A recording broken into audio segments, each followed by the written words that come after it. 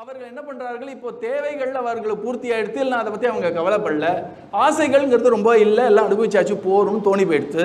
இப்போ அவர்கள் என்ன யோசிக்கிறார்கள், இதை எத்தையும் கொடுக்குறானே பகவான், அவன் யார், எனக்கும் அவனுக்கும் என்ன ஒரு உறவு, என்ன ஒரு ரிலேஷன்ஷிப், என்ன சம்பந்தம், நான் யார், பகவான் யார், எனக்கும் அவனுக்கு என்ன சம்பந்தம், இந்த கேள்வி எப்போ வரும்னா இது அனுபவிக்க வேண்டியதெல்லாம் அனுபவிச்ச அப்புறம் தான் இந்த கேள்வியெல்லாம் வரும்.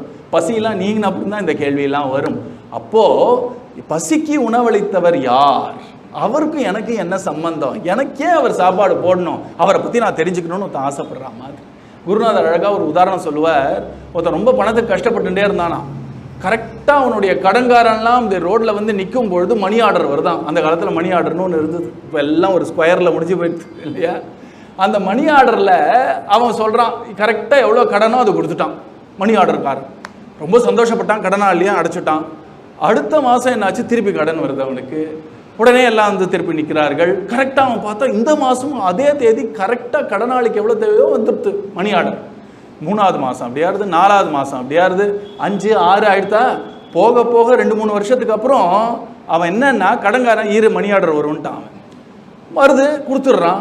உடனே ஒருத்தன் கேட்டான், டேய் நீ பண்ணுற வேலைக்கு யாரா உனக்கு மணி ஆர்டர் அனுப்புவா, ஆனாலும் மாதம் மாதம் யாரோ ஒருத்தர் மணி ஆர்டர் உனக்கு கரெக்டாக அனுப்புகிறாரு, அவர் யாருன்னு நீ தெரிஞ்சுக்க ஆசைப்படலையா? அப்போ தான் புரிஞ்சுது, அடடா யோசிக்கவே இல்லையே, ஏதோ ஏன் தேவை ஏன் கஷ்டம் ஏன் தேவை ஏன் கஷ்டம்னு இப்படியே வாழ்ந்துட்டேனே. இந்த கஷ்டத்தை போக்குறதுக்கு ஒருத்தர் ஏதோ ஒரு சம்பந்தத்தை கொண்டாடிட்டு நான் கேட்காமலே ஏதோ கொடுக்குறாருன்னா அவர் யாருன்னு தெரிஞ்சுக்கணும்னு இப்போதான் அவனுக்கு இப்போ அந்த யோசனை வருது. உடனே அந்த போஸ்ட்மேனை பிடிச்சான். சார் எங்கேருந்து மணி ஆர்டர் வருதுன்றல, எங்கேருந்து வருது? அந்த போஸ்ட்மேன் சொன்னானா, அவரா நான் போஸ்ட் ஆஃபீஸில் கூட்டின்னு வந்து காட்டுறேன் அப்படின்றார். உடனே போஸ்ட்மேன் பின்னாடியே போகிறார். இப்போ அவருக்கு கடன் பற்றிலாம் கவலை இல்லை, தேவைகள்லாம் இல்லை. ஒருத்தர் என்னை இப்படி போஷிக்கிறாருன்னா அவர் யாருன்னு தெரிஞ்சுக்கணும், இப்படி கூட இல்லாத மடனாக போயிட்டேனேனா அப்படின்னு பின்னாடியே போகிறார். போஸ்ட்மேன் போய் அங்கே காட்டுறார், இதுதான் அட்ரஸ், இவர் தான் அனுப்புகிறார். உடனே அவன் போஸ்ட்மேனை பார்த்து, அந்த வீட்டுக்கு நான் போகணுமே அப்படின்னா, தாராளமாக எனக்கு தெரியும் அவரை, நான் கூட்டின்னு போகிறேனேன்னா. போஸ்ட்மேன் குல்லாவை போட்டுண்டா, அந்த காக்கி சட்டையை போட்டுட்டார், கூடையே போட்டுட்டார், தபால்காரர் கூட்டின்னு போயிட்டார்.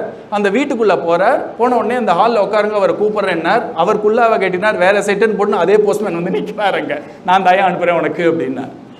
ஏன் அது சொல்லக்கூடாதா அப்படின்னார். இல்லை நான் போஸ்ட்மேனாக உன்னை டெலிவர் பண்ணும்போது என்னை போஸ்ட்மேனாக பார்த்தேன்னா நான் போஸ்ட்மேனாக தான் இருப்பேன். ஆனால் எப்போ நீ கேள்வி கேட்டியோ யார் அனுப்புகிறாருன்னு, நான் தான் உன் கஷ்டத்தை மாதம் மாதம் பார்த்து அனுப்புகிறேன், அது நான் தான் அனுப்புகிறேன்னு சொல்ல எனக்கு விருப்பம் இல்லை, நீ கேட்கல நான் சொல்லலைன்ட்டார். இந்த போஸ்ட்மேன் மாதிரி தான் குரு. முதல்ல சாதாரணமாக குருவை என்ன நினைக்கிறோன்னா, ஏதோ தெய்வத்தை அனுப்பப்பட்ட ஒரு அற்புதமான ஒரு மனிதர், தெய்வம் அனுப்பப்பட்ட ஒரு பெரிய மகான், இல்லை தெய்வம் அனுப்பிக்கப்பட்ட ஒரு அவதார புருஷன் நினைக்கிறோம் முதல்ல. அவரும் ஆமான்னு தான் சொல்லுவார், அவர் பகவான் ரட்சிப்பான்னு தான் சொல்லிட்டு இருப்பார். ஆனால் இன்னும் கொஞ்சம் உள்ளே போக போக போக எல்லா குருமார்களும் அப்படியான்னு தெரில, நம்ம பாக்கியம் வேற. கடைசியாக என்ன வரும் அப்படின்னா, இந்த குரு வேற இல்லை, ஹரி வேற இல்லைன்னு கொஞ்சம் நம்ம கஷ்டம், நம்ம தினசரி படக்கூடிய அல்லல் இதெல்லாம் தள்ளி விட்டோம்னா இப்படி யோசிக்கும் போது தான் புரியும், அடடா அவர் வேற ஹரி வேற இல்லை போல இருக்கே. இவ்வளோ நாள் நான் சின்ன சின்ன விஷயத்துக்கெல்லாம் அழுமூஞ்சியா நின்று அதுக்கு போய் நின்னேனே, எனக்கு இன்னும் பெரிய விஷயங்கள்லாம் பிரார்த்தனை பண்ண இருக்கு போல இருக்கேன்னு அப்போதான் புத்தி ஆரம்பிக்கும். அப்போதான் உண்மையில சத் சங்கம் அப்படின்ற உள்கதவு திறக்கும்.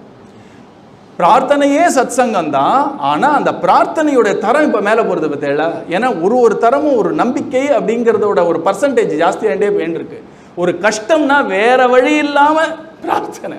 கஷ்டம் என்ன சார் பண்ணுறது, ஏதோ ஒன்று எத்த தின்னா பித்தம் தெரியும் சார், இங்கே பண்ணுமா, சரி பண்ணுறேன் சார், அந்த கோயில் ரொம்ப பவர்ஃபுல் சாமியா, அங்கே போகிறேன் சார், அங்கே தேங்காய் கட்டணுமா, இங்கே கயிறை கட்டணுமா, இதுதான் ஆரம்பம். இதுவும் நம்பிக்கை தான். ஆனால் ஒரு குறிப்பிட்ட திட நம்பிக்கை இல்லை, என்ன கிடைச்சா கிடைக்கும்ன்ற ஒரு நம்பிக்கை. அது முதல் படி. 2வது படி, ஒரு இடத்துக்கு போகிறோம், பிரார்த்தனை பண்ணுறோம், நடக்கிறது. 2வது வாட்டி போகிறோம், நடக்கிறது. 3வது வாட்டி போகிறோம், நடக்கிறதோ இல்லையோ மனசுக்கு ஒரு ஆறுதலும், அவர் என்னை கைவிட மாட்டாருன்னு நம்பிக்கையும் வருது. அதுக்கப்புறம் வேற எங்கேயும் போகாமல் அதே இடத்துக்கு போக போக போக ஒரு உரிமை வருது. நமக்கு ஒரு ஆசை வந்தால் கூட தைரியமாக போய் கேட்குறோம். ஆமாம் தேவையெல்லாம் எல்லாம் ஆசையாக தான் இருக்குது. உடனே பகவான் பார்க்குறான், நம்மளுடைய கர்மாவை பார்க்குறான், இந்த ஆசையை பூர்த்தி பண்ணால் இவன் கெடாமல் இருப்பானான்னு பார்க்குறான். ரொம்ப முக்கியம் இல்லையா? சில ஆசைகள்லாம் நம்ம பூர்த்தி பண்ணோம்னா உள்ளதும் கெட்டதுன்னு ஆயிடக்கூடாது இல்லையா? அதனால பகவான் என்ன பண்ணுவான், அதெல்லாம் யோசிச்சு தான் பண்ணுவான். நம்ம கிருஷ்ணர் இருக்கான் பற்றியெல்லாம் கேட்ட உடனே கொடுக்க மாட்டான், நல்ல வேலை. ஆனால் தான் ஆண்டாள் மெனக்கிட்ட அப்பவே சொன்னதுனால மாத்தின்ட்டான் போல இருக்கு கிருஷ்ணன் தெரில. ஆராய்ந்து அருளேலோர் எம்பாவாய். நான் ஏதான்னு கேட்பேன், குழந்தை தத்துவத்துன்னு கேட்கும். ராத்திரி முழுக்க நான் ஜுரத்தில் தவிச்சிருந்தா கூட காலங்காத்தால் எனக்கு பலாச்சொல்ல வேணும், எனக்கு ஐஸ்கிரீம் வேணும்னு ஒரு குழந்தை கேட்க தான் கேட்கும். அப்படி கேட்கக்கூடிய குழந்தை என் குழந்தை கேட்டுருது, என்ன கேட்டாலும் நான் வாங்கி தரேன்னு ஒரு அம்மா சொல்லுவாளா? அந்த குழந்தைக்கு எது நன்மையோ அதை பார்த்து தானே அம்மா செய்வா. அந்த மாதிரி ஒரு உத்தம குருவாக இருக்கட்டும் இல்லைன்னா பகவானாக இருக்கட்டும், இவா 2 பேருமே நம்ம கேட்கறதெல்லாம் தத்துவத்துன்னு கொடுத்துட மாட்டார்கள். நம்ம திட்டினாலும் சரி, அந்த குழந்தை சும்மாவா இருக்கும், நீ நல்ல அம்மாவே இல்லை, பக்கத்து வீட்டு ஆண்டியை பாரு, கேட்கறதெல்லாம் வாங்கி கொடுக்குற. ஒரு ஐஸ்கிரீம் அந்த குழந்தை கேட்டது, கை நிறைய ஐஸ்கிரீம் வாங்கி கொடுத்தா, நீயும் இருக்கிய அம்மா பேசாமல் இருப்பா. அவளுக்கு என்னன்னா இந்த குழந்தைக்கு இப்போ புரியாது. நான் என்ன எக்ஸ்பிளைனாக பண்ண முடியும்? நான் அம்மா உன்னோட நல்லதுக்கு தான் சொல்லுவேன், அதெல்லாம் அந்த குழந்தைக்கு புரியாது.